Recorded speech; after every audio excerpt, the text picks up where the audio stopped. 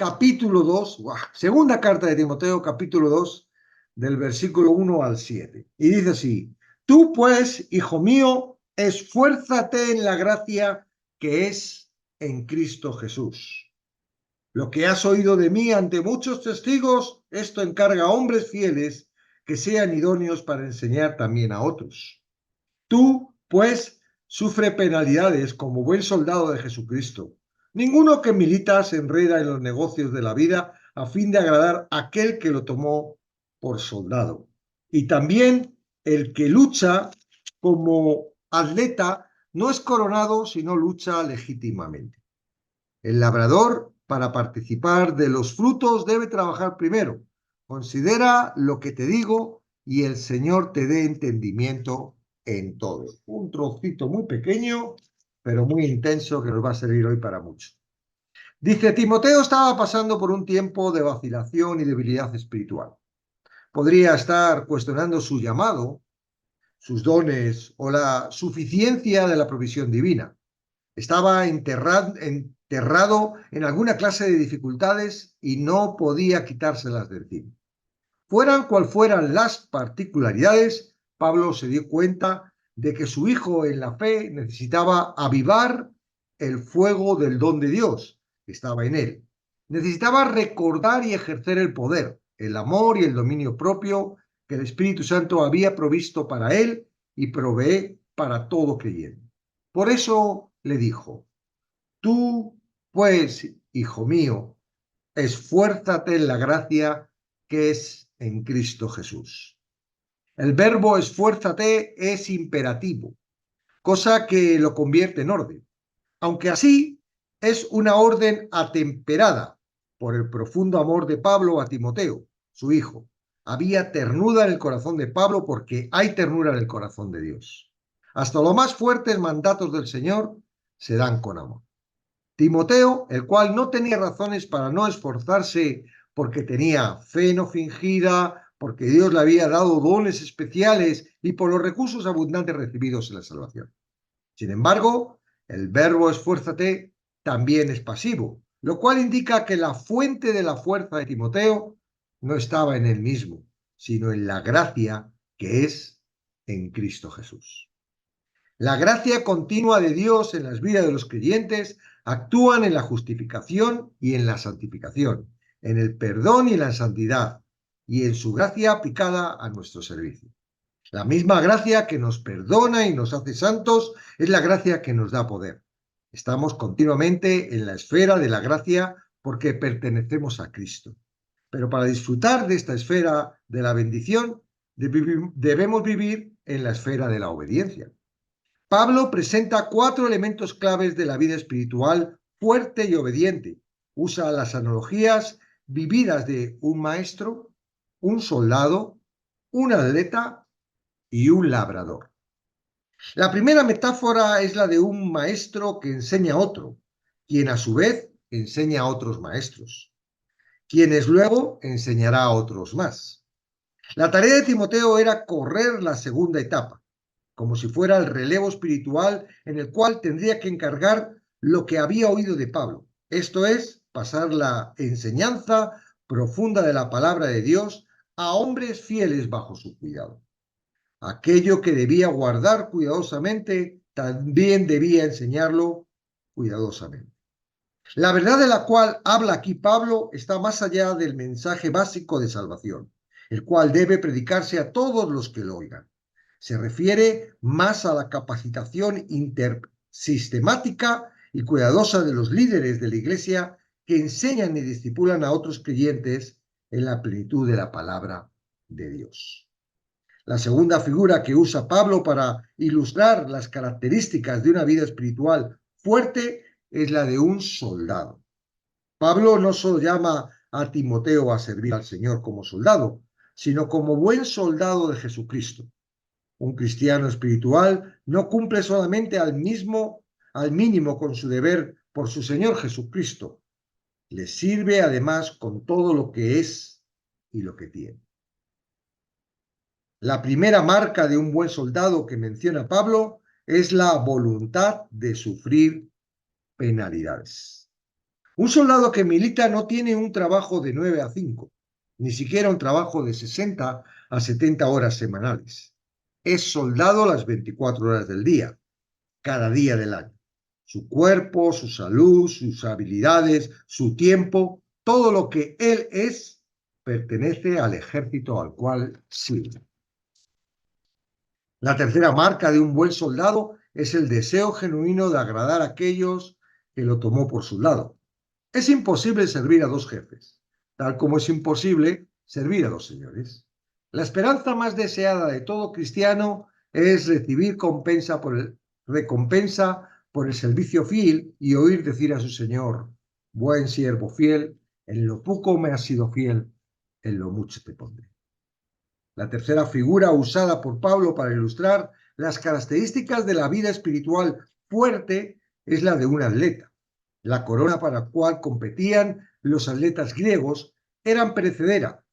Esta, la nuestra, es la corona incorruptible de gloria que recibiremos cuando aparezca el príncipe de los pastores.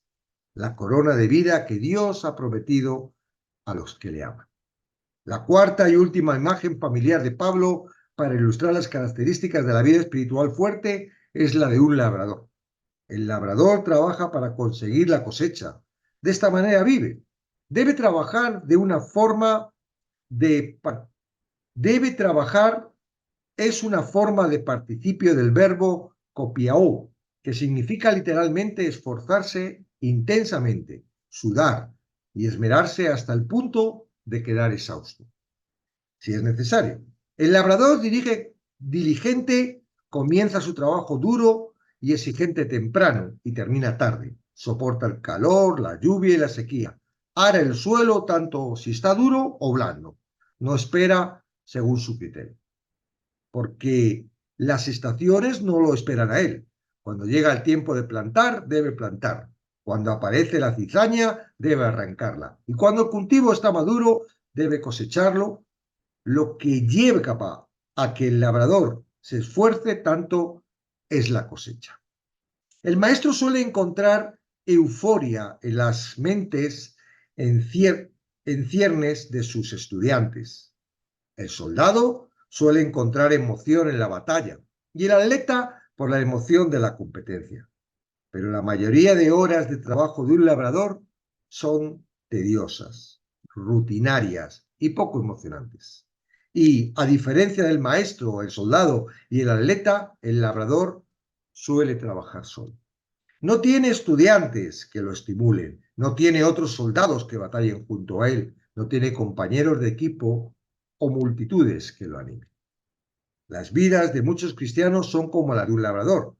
Aunque pueda existir momentos ocasionales de emoción y de satisfacción espiritual, la rutina, suele ser poco atractiva y poco compensadora.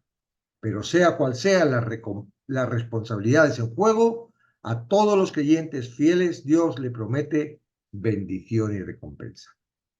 Nuestras buenas obras no tienen nada que ver con mantener nuestra salvación, de la misma manera en que no tiene que ver con obtenerla, pero tiene todo que ver con tienen todo que ver con obrar nuestra salvación. Pablo nos recuerda que no solo somos hechura de Dios, sino que fuimos creados en Cristo Jesús para buenas obras, las cuales Dios preparó de antemano para que anduviésemos en ellas. Hay ciertas cosas que el cristiano espiritual debe soportar, como sufrir por la fe. Hay determinadas cosas que debe evitar, como dejar enredarse por los asuntos del mundo. Hay ciertos mandamientos que debe de obedecer, a saber, los mandamientos del Señor. Hay ciertas cosas que debe hacer, inclusive traer tareas que parecen mundanas y corrientes. Y con toda seguridad hay cosas que se le darán para disfrutar, como la victoria y las recompensas de una vida disciplinada, desinteresada y dedicada. El apóstol decía a Timoteo, y también a los creyentes de hoy: ante el Señor, piensa y considera cuidadosamente lo que te he dicho.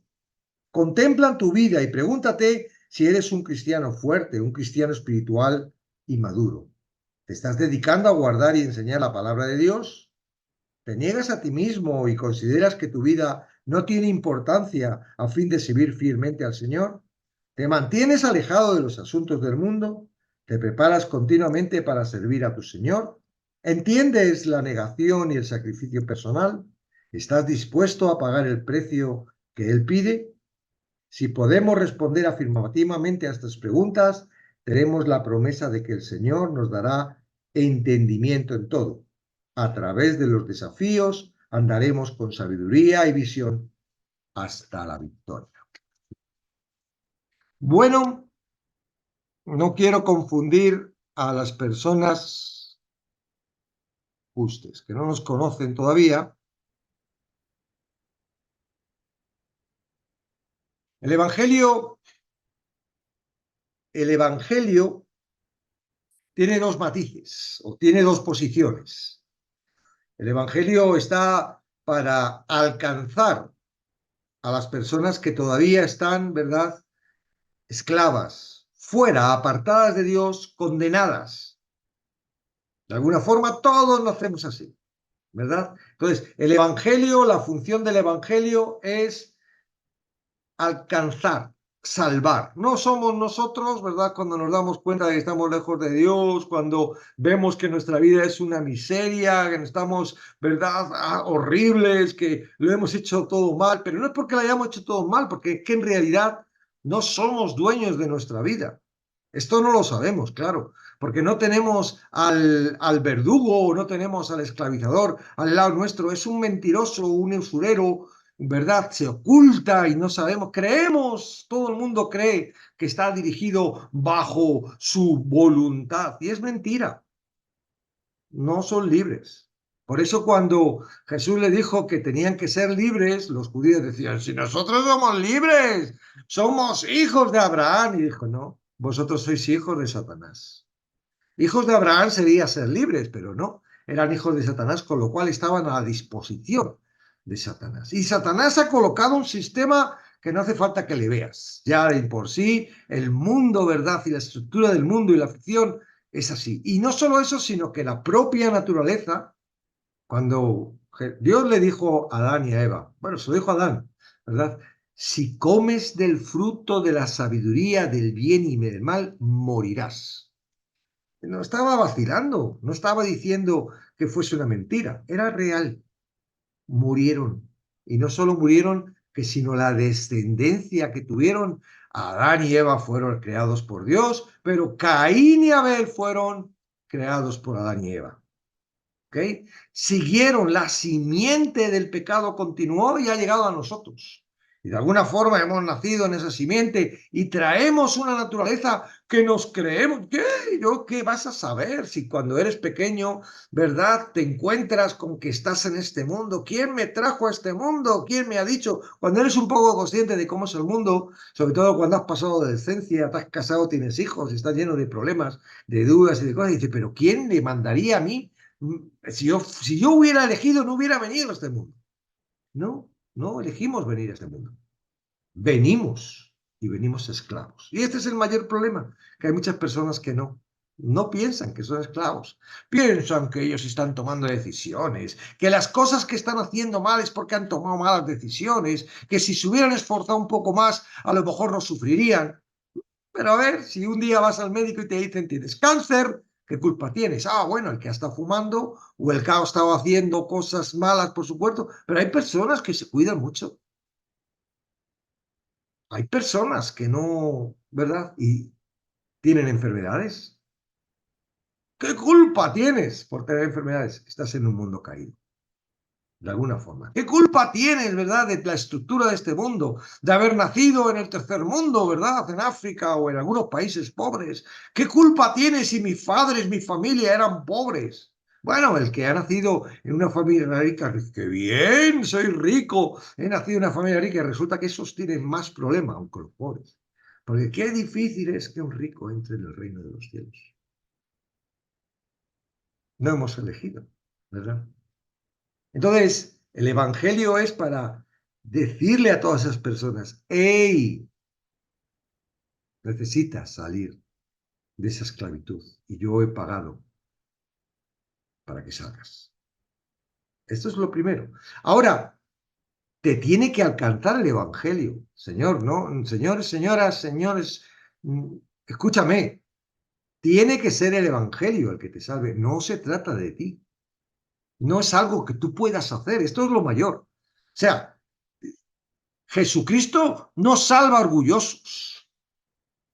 No, salva a los que se dan cuenta de que son muy orgullosos y que no pueden hacer absolutamente nada para acercarse a Dios por su orgullo. Porque, ¿qué puede hacer un esclavo por su propia cuenta? Es decir, imagínate, Dios salva a los libres, pero que somos esclavos, no podemos liberarnos si no nos libera alguien. Si alguien no nos saca de esa esclavitud, que tenga más poder, ¿verdad?, que el que está gobernando, pues, ¿cómo lo hacemos? No puedes. En algunas partes de la palabra dice que estamos muertos en nuestros delitos y pecados. De alguna forma, ¿qué puede hacer un muerto para salir y darse vida por su propia cuenta? Nada. ¿Ok?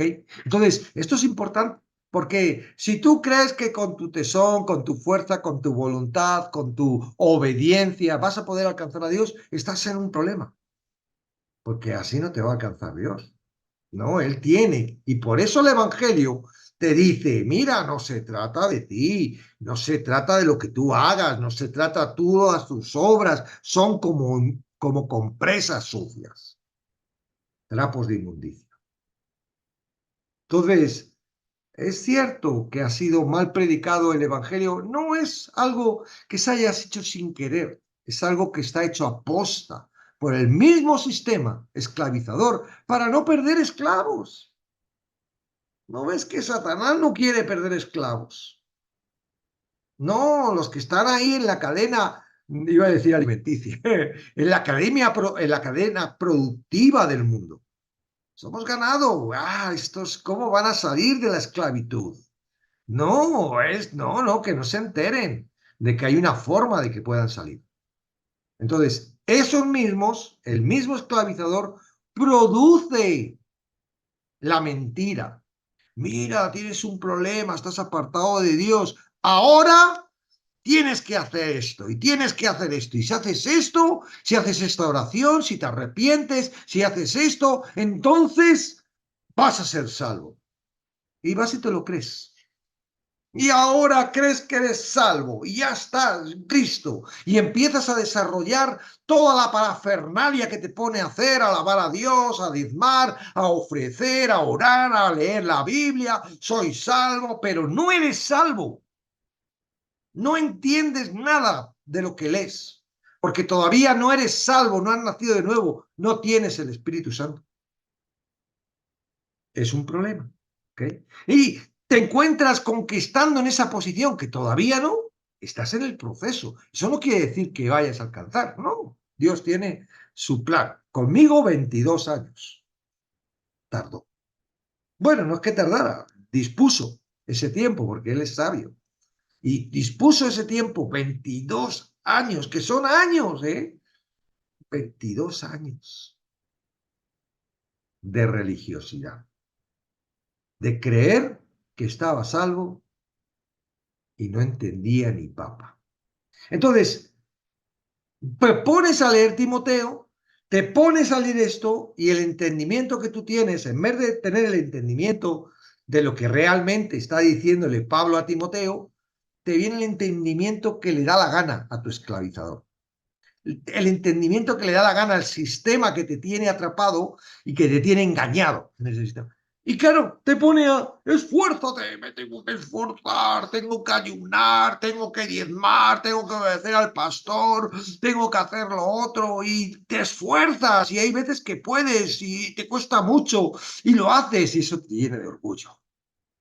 Otras veces no puedes porque de alguna forma sientes la debilidad del humano. Ay, es que no me apetece, es que no puedo, ¿por qué no puedo hacerlo? Y te sientes condenado, porque el mismo que te está mintiendo te está condenando constantemente. ¿Para qué?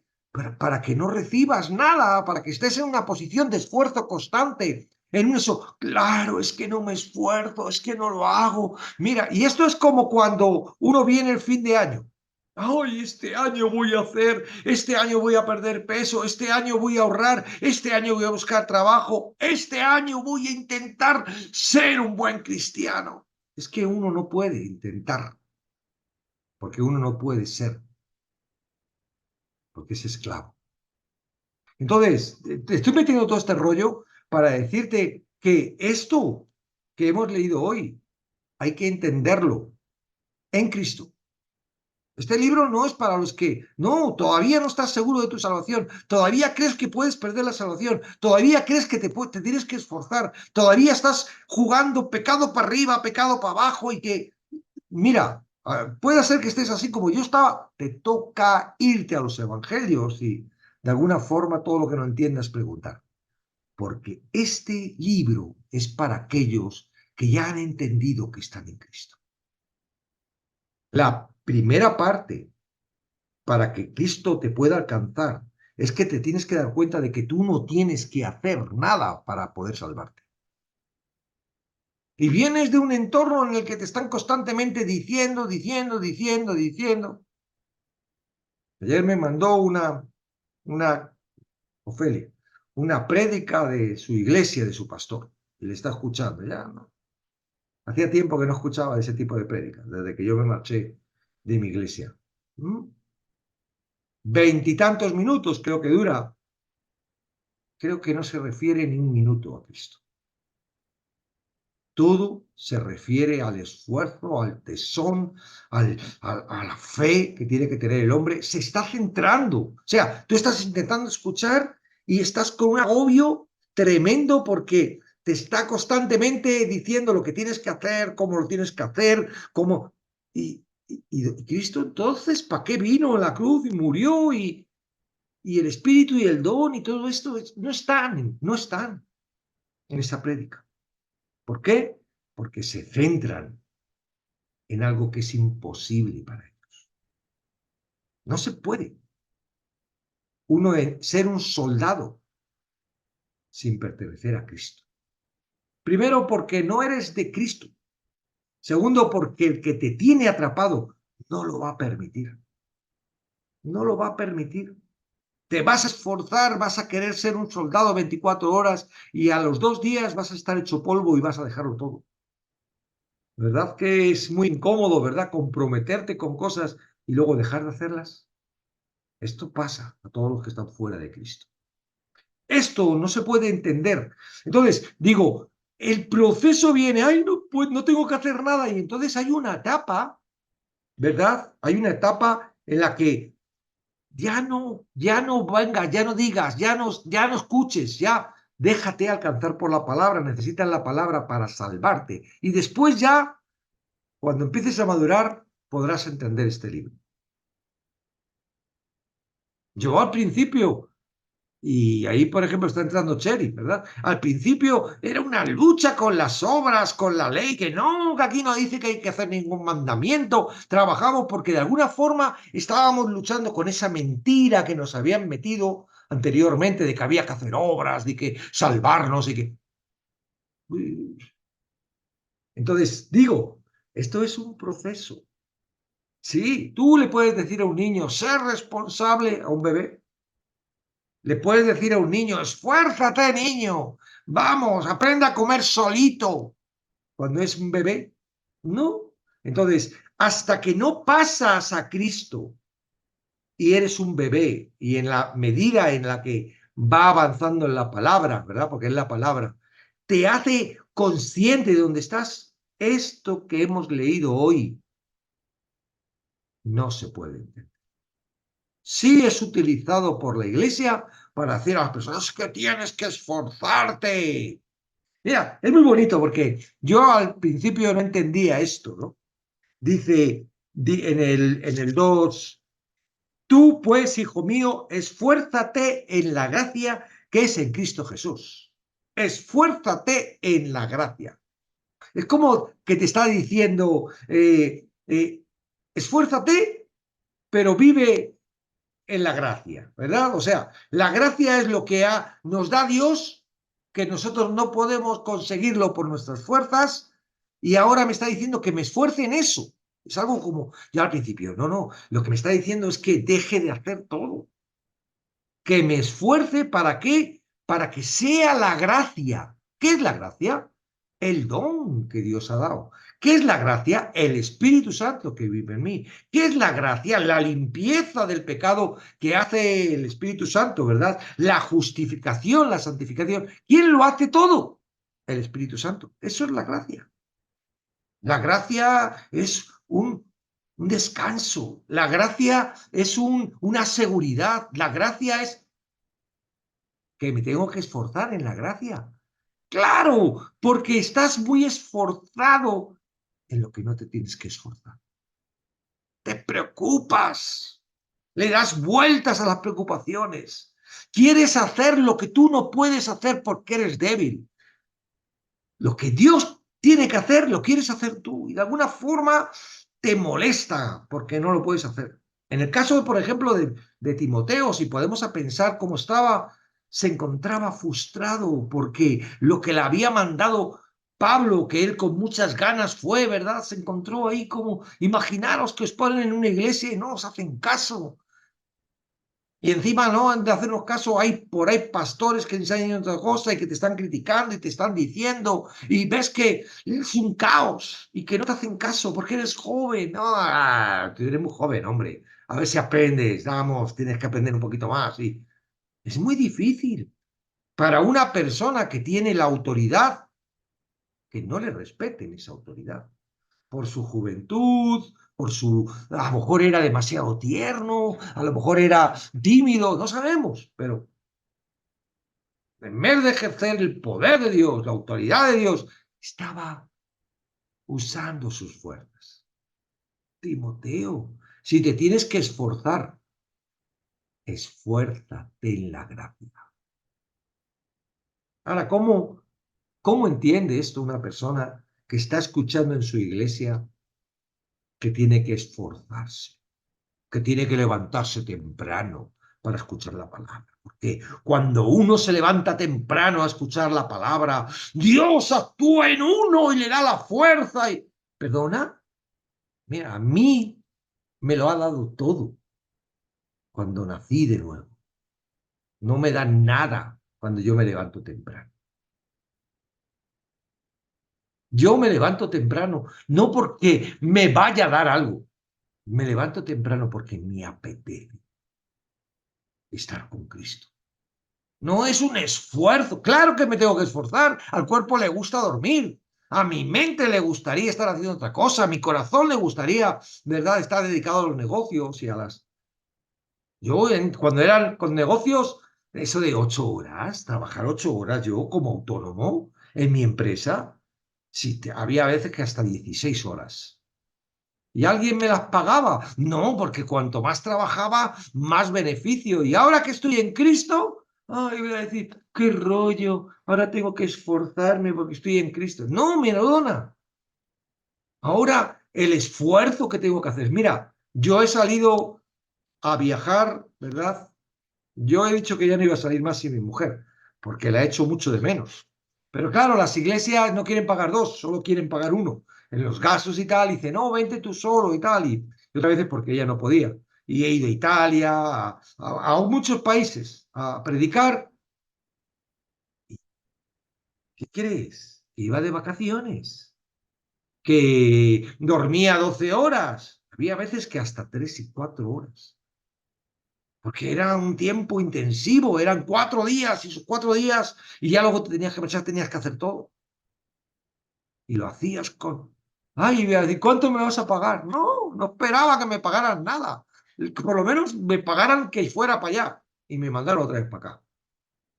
¿Y qué iba a decir? ¡Ay, qué rollo! Que voy a poco voy a ganar con todo lo que estoy trabajando. No, ¿por qué? Estoy en Cristo. Ya no soy yo, es Él el que vive en mí. Entonces, por favor, señores, no, esto que estamos estudiando hoy aquí en un live, no sé quién está por ahí, pero no ahora te pongas a decir, ay, tengo que ser como un agricultor, porque a lo mejor no eres todavía agricultor, todavía eres esclavo. Y como esclavo, El que te esclaviza no va a permitir. Sí, a lo mejor un día te deja echar la semilla, pero la va a dejar que se seque. Sí, vas a hablar y le vas a hablar a uno con mucho entusiasmo y te vas a poner muy emocionada porque va a venir a la iglesia, pero luego se va a quedar solo. Porque tú, el esclavo te va a decir, no, no tienes ganas de ir, no vayas. ¿Y dónde está? Esta persona que me habló es que está deprimida. Es que no viene últimamente a la iglesia ni a los grupos. Es que tiene muchos problemas. Eso hace el esclavizador. El esclavizador te pone emoción para luego que dejes las cosas a medias. Porque sabe que cuando dejas las cosas a medias tú te pones peor todavía. Y eso te hace sentirte mal. Y es lo que él quiere, llevarte a una posición en la que seas una piltrafa. Porque es como trata Satanás a sus hijos. Y no es que seas hijo de Satanás porque seas malo, porque todos nacemos con esa condición. Eres hijo de Satanás porque todavía no te ha alcanzado Cristo. Y la pregunta que te tendrías que estar haciendo ahora, cuando me estás escuchando, no tendrías que estar diciendo, vaya tonterías está diciendo este tío. Uy, qué mal rollo. No, la pregunta que te tendrías que estar haciendo es, ¿qué puedo hacer para que realmente me alcance Cristo? Para que no sea mi esfuerzo, sea Él el que haga todo. Mira, no hay otra cosa. Mira, en esta vida o estás fuera de Cristo o estás en Cristo. Si estás fuera de Cristo, te va a costar mucho entender y vas a pasarlo mal. Vas a esforzarte todo lo que quieras y no vas a conseguir absolutamente nada, nada más que frustración. No vas a tener seguridad de salvación, no vas a tener porque estás en el sitio del enemigo, donde todos nacemos. ¿Okay? ¿Dios tiene preparada la salvación? De alguna forma, bueno, tu voluntad tiene que dejar de hacer y de escuchar y de dirigirte todo ese evangelio anatema que hay por ahí, que se está predicando, muy mal predicado. La gente invierte su dinero, gasta su tiempo y toda su energía en lugares donde no se predica el evangelio, en lugares donde no se está hablando de Cristo. Si se habla de Cristo es para que, ay, lo tenemos a Él me da poder, Él me hace, Él me ha salvado, pero a la larga quien dirige la vida soy yo. Bueno, en este caso los pastores, los que dirigen la vida, de los que están en las iglesias. Claro, como son pastores y los demás son ovejas, no sé. Hay que dejar de ser ovejas para ser parte del cuerpo de Cristo. Eres un pastor, es lo mismo que un evangelista, que un maestro, que un apóstol. Son iguales, están en Cristo y cada uno tiene unos servicios, unos dones que no son suyos, aunque Dios los da para manejarlos, pero en realidad no son suyos porque es mismo Cristo, es el mismo Espíritu Santo ejerciendo en cada uno. Entonces, ¿qué puedo hacer? ¿Mm? Eso sería bueno. No, y yo no tengo seguridad. ¿Qué puedo hacer? Sería bueno que te preguntaras, porque de esa forma la única respuesta está en la palabra. En Santiago 1:16, me encanta. La he puesto casi como preferida. Santiago, la leo para no meter la pata. La tengo casi. Santiago 1:18. Él, con mayúscula, de su voluntad, nos Él los hizo nacer por la palabra de verdad. Él de su voluntad nos hizo nacer por la palabra. ¡Wow! Ahí está todo. Ahí está todo. Por la palabra, Él me hizo nacer. Por la palabra, Él te va a poder hacer. Ahora, no. Ahora, escuchas un versículo y le sacas ahí el entendimiento y te quedas con eso y discutes con ese versículo y haces doctrina y tal. No. Olvídate de eso. Olvídate de un versículo aquí, un versículo allí. Cógete todo el Nuevo Testamento. ¿Cuántas veces te los tienes que leer? ¿Cuántas veces tendrás que... Pero entiéndelo. Cuando algo no lo entiendas, ¿qué vas a hacer? Preguntarlo. Ahí cuando, a lo mejor preguntando te das cuenta de que cuando se lo preguntes a tu pastor, la respuesta que te da no tiene mucha lógica. A mí, ¿sabes lo que me decían? Eso es muy difícil, hay cosas que no se entienden. ¿Cómo? Yo digo, bueno, y eso era la respuesta. Y es mentira.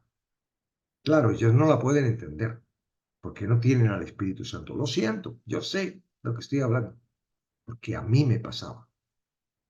¿Ven? Entonces, 4 ejemplos. Maestro. Un maestro tiene un maestro. El maestro aprende del maestro. En este caso, Timoteo aprendía de Pablo. Y la función del maestro no es aprender. O sea, la función de Timoteo no era, ay, me enseña Pablo, yo aprendo. No, es como una carrera de testigos. Pablo enseña a Timoteo, Timoteo enseña a otros que van a enseñar. ¿Mm? No es aprendo para mí y se acabó. No, no. Timoteo, lo que has aprendido de mí, enseña a otros que estén dispuestos para enseñar. ¿Veis lo que yo enseño en el discipulado de Sembradores del Reino? Multinivel. Yo, el otro, no solo yo enseño lo que aprendo, sino que le enseño a que enseñe, para que enseñe, que enseñe. No se puede cortar la cadena. De nada sirve que aprendes. De nada sirve un vaso lleno de agua.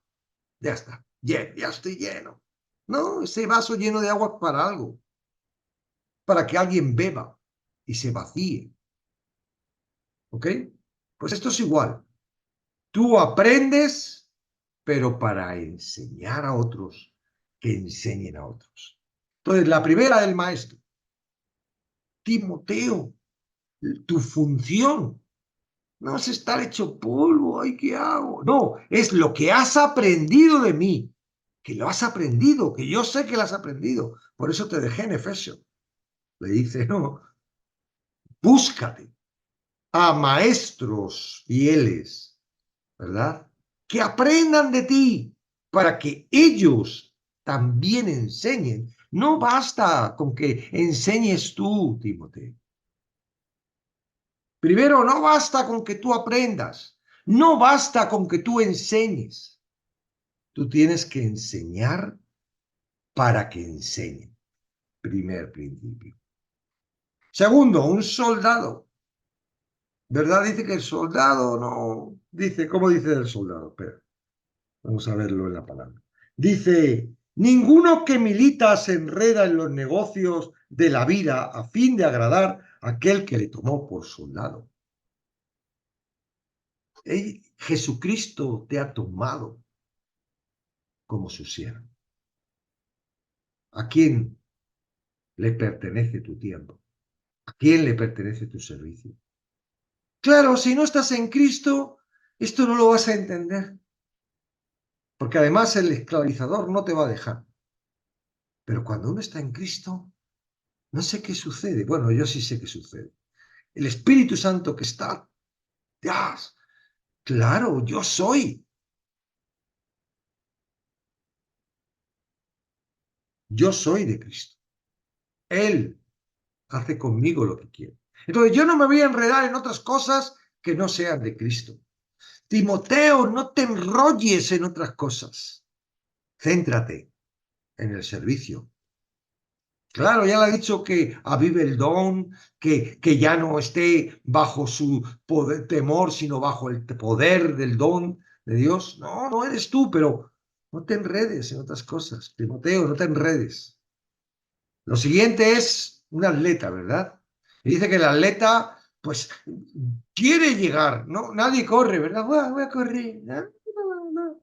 Llega el último. No, pero he corrido. No, se esfuerza para llegar. No llegas al primero, pero quieres llegar al primero. De nada sirve una carrera si no vas a ganar. Bueno, si no gana, no pasa nada. Pero corre como para ganar. No, yo no, porque, ¿sabes una cosa? No corres tú, corre Cristo. No corres tú, es Cristo. Ahora estás en Cristo y quien está corriendo esta carrera es Cristo. Es el don que está en ti, es la gracia que está en ti. El esfuerzo lo está haciendo. Esfuérzate en la gracia, es como decir, deja que la gracia se esfuerce en ti. Deja que la gracia se manifieste. Que el don de Dios he puesto en ti se manifieste. Deja ya de poner vetas y estorbos a eso que Dios ha puesto para que tú hagas. Déjale. Sorpréndete con el poder de Dios, con la gracia de Dios.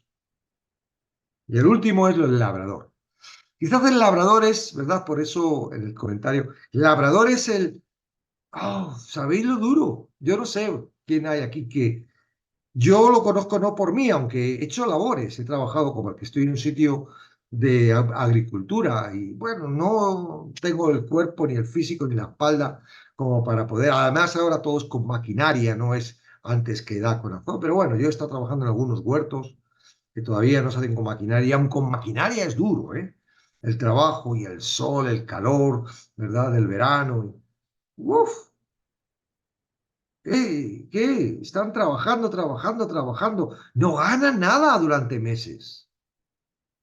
Y durante meses están mirando al cielo para ver si llueve. Y durante meses están diciendo, wow. ¿Por qué? Porque todo ese trabajo se puede ir al garete y no ganar absolutamente nada.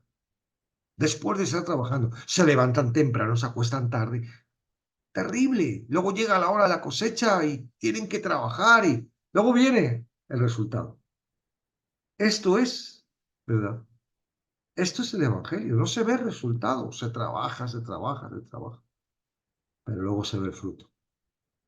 Entonces, bueno, somos maestros, somos soldados, somos atletas y sobre todo somos agricultores, sembradores.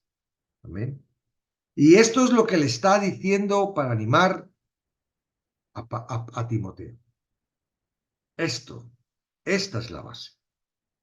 Si te centras en eso, vas a estar dentro de lo que Dios quiere para tu vida. Es un tiempo, Timoteo, no te creas que vas a... No, no, es un tiempo. La vida es corta, como decía Salomón, David también, ¿no? Es corta, la vida es corta y de alguna forma aprovecha esa vida corta que Dios te permite para que haya fruto, porque a la larga luego vas a tener toda la vida eterna arriba en el cielo y vas a tener recompensas. Hay un juicio, ¿verdad? No lo hacemos por las recompensas, pero es muy, muy satisfactorio saber que cuando estemos arriba, ¿verdad? Va a venir personas y va a decir, gracias, que te dejaste usar. Gracias porque te esforzaste. Y no es un esfuerzo para un reconocimiento. Es un esfuerzo porque es una maravilla esforzarse para Cristo. Amén. Termina en la parte de hoy.